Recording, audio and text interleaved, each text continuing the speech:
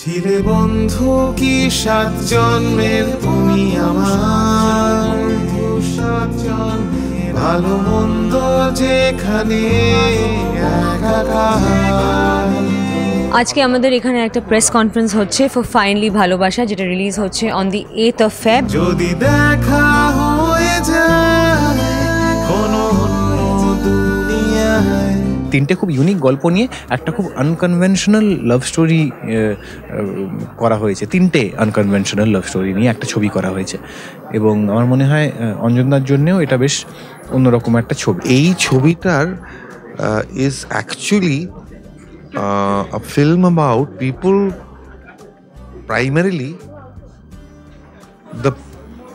the people যারা মানতে পারছে না। অঞ্জন দা এজ এ ডিরেক্টর, যেটা আগেও কাজ করে বুঝেছি যে অত্যন্ত ইজি গোয়িং, খুব স্পেস দেন একজন অ্যাক্টরকে। ইনফ্যাক্ট অঞ্জন দা নিজে এত ট্যালেন্টেড একজন কো অ্যাক্টর যে ওনার সাথে কাজ করলে নিজের কাজটাও অটোমেটিক্যালি ভালো হয়ে যায়। এত হেল্পফুল, এত এনকারেজিং। আমার জীবনটা তোমার জীবনের থেকে অনেক বেশি খাঁটা এরি। আমারটা শেষ হতে চলেছে, তোমারটা কিভাবে শুরু করবে ইটস আপ টু ইউ। আমার মনে হয় চলো লেটস গোর পর এত ভালো একটা চরিত্র আমি অনেক দিন পর পেলাম এবং অঞ্জনদা বলাতে একদম না করতে। অঞ্জনদার সাথে এমনিতেই কাজ করতে বেশ মজা লাগে, অঞ্জনদার ডিরেকশনে কাজ করতে মজা লাগে। হোয়াট ইজ ভেরি ইম্পর্টেন্ট, শরীর শরীর is so important and reflex. আমার এই ছবিতে শুধু অভিনয় করতে হচ্ছে না, সঙ্গে গিটারও বাজাতে হচ্ছে, যেটা আমি আগে জানতাম না।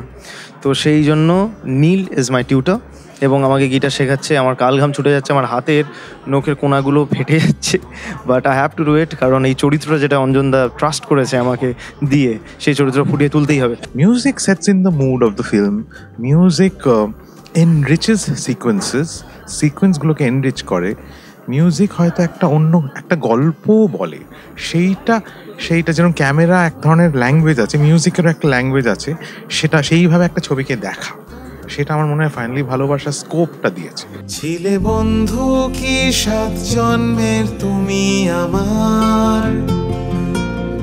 কোথাও একটা গিয়ে আমার এই কাজটা করতে খুব ভালো লেগেছে। আর এই ছবিটার বিষয়বস্তুর জায়গা থেকে একটা নিষিদ্ধ প্রেম, শরীর, এই সমস্ত কিছুর ঊর্ধ্বে উঠে কোথাও একটা ভালোবাসার কথা বলা। Obviously the main characters are the ones who are suffering, but the other characters are actually me. So it's Arindam's story, it's Suprabhat's story, it's Shoroshini's story. That's the interesting part. Malavika আমাকে ছেড়ে যাবে না কোনোদিন, যেতে দেবো না। 8 তারিখ ফেব্রুয়ারি release করছে ফাইনালি ভালোবাসা, অঞ্জন দত্তের ছবি। প্লিজ প্লিজ প্লিজ বন্ধু বান্ধবদের নিয়ে হলে যান। আশা করি all the lovers will watch finally Bhalobasa and will really fall in love. স্বীকার করেছো কখনো?